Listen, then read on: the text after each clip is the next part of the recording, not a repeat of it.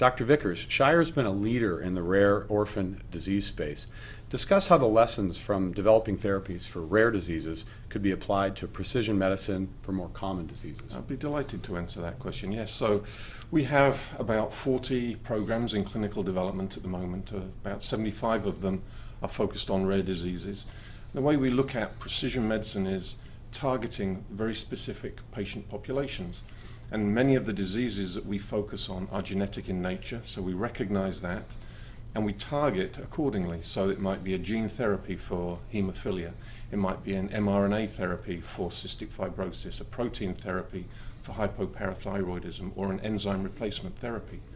And we recognize that in more common indications like breast cancer, there's been a tremendous amount of breaking science that identifies subsets of patients that also have very specific genetic lesions. And so there's targeting of those patients. We think that's going to be happening more and more in more common indications.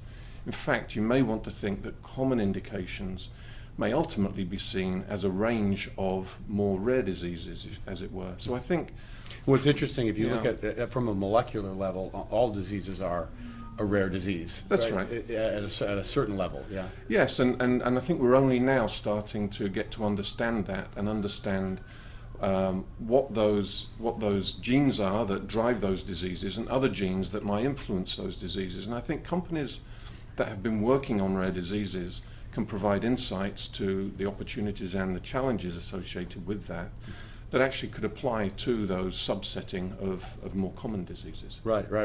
And so when you're thinking about from a strategic perspective, how does Shire balance, some of the new modalities that you're trying to go after compared to some of the old ones and some of the older targets? How do you balance that? So the way we try and do this is to understand what is driving the disease. And in many of the diseases that we are looking at, there's relatively little that's published about the disease. Sometimes you might understand what the genetics are that drive the disease.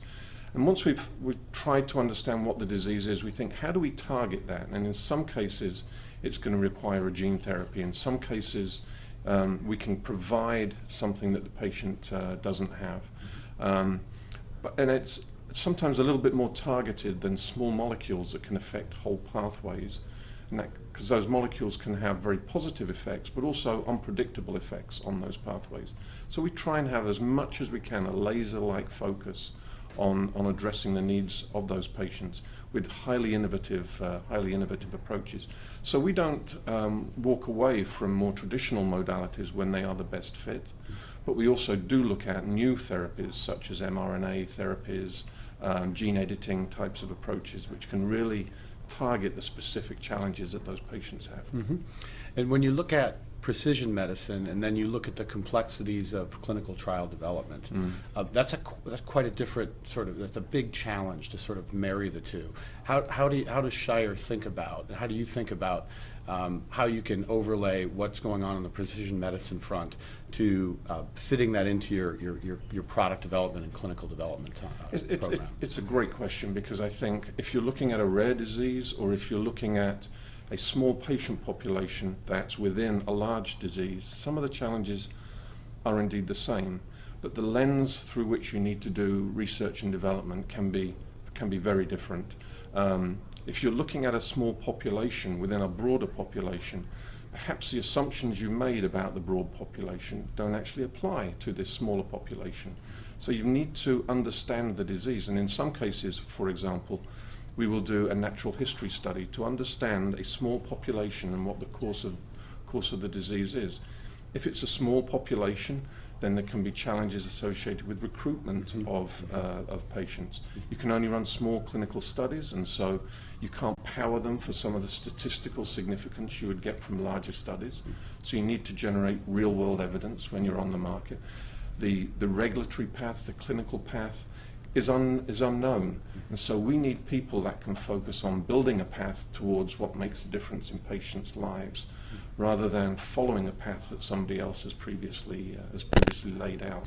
Dr. Vickers, I want to pick up on what you mentioned earlier about patient recruitment and the challenges that biotech and pharma companies have.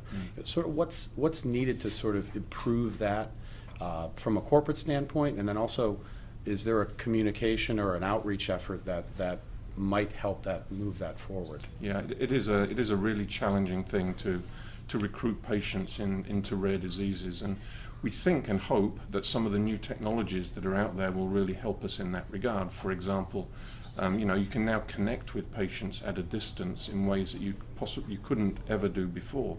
You look at all the different types of social media that there are out there at the moment. So engaging, we're restricted appropriately restricted in terms of what we can directly do with patients directly, but working with third parties who can make patients and patient associations aware of the ongoing trials that there are in the space that they may be appropriate for is very important. And I also think it's linked to just the general educational need about the diseases, especially in the rare disease space. It's very important that we can educate, because the more we can educate, and we can do that with social media, the more we can educate, then the more that patients may be able to recognize they have a disease which can get treated.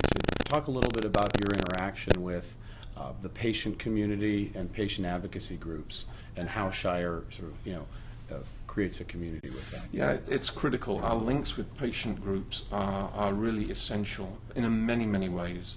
First of all, it's around the clinical trials that we're running, but even more than that, if you're going to develop a meaningful therapy for patients and caregivers, you need to understand the burden that those patients and caregivers have. And so in many areas we're working where there is no effective standard of care, no drug has ever been developed. So how can we possibly develop a meaningful drug in the lives of patients if we don't understand the journey that they're on? So us understanding that journey, thinking what would make a difference in their lives, and then having a laser focus on novel, innovative therapies that will achieve that is critical, and the links with patient associations are essential as part of that. Wonderful. Dr. Vickers, thank you for your time. My pleasure. Great to speak to you.